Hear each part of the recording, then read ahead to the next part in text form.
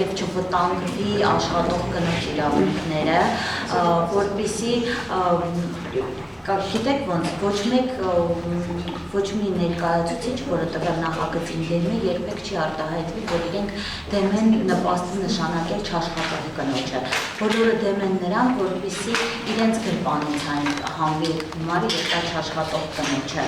Բազմաթիվ առաջարկներ են եղել, նախարարության ներկայացուցիչները կար հարցեր, որին չեն պատասխանել, կար հարցեր, որին պատասխանել են։ Երկու առաջարկ ասեք, Առաջինը խոսվել է նրա համար, որ նպաստները չկրճատվի, քանի որ կինը մուծում է հարկեր եւ պատրաստորեն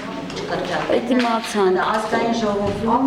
քննարկվել է նաև այն հարցը, որ աշխատանքային օրենսգրքի համաձայն, եթե տղամարդը գնում է զինվորական ծառայության, ապա նրա աշխատավարձից ոչ մի գումար չի կրճատվում, իսկ կինը երբ հրանում է եւ ծննդաբերում է, նրա աշխատավարձից ուզում են կրճատումներ կատարել, դրանով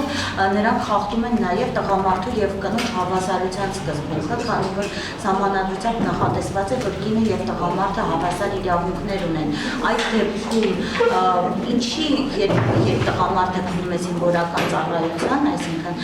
ինչի նրա աշխատավարձից չի հանվում այդ գումարը։ Ճիշտն ասած, այս հարցին ներկայացուցիչները այնպես էլ չպատասխանեցին, դա վերածելով ինչ-որ հումորի, պատասխանեցին, որ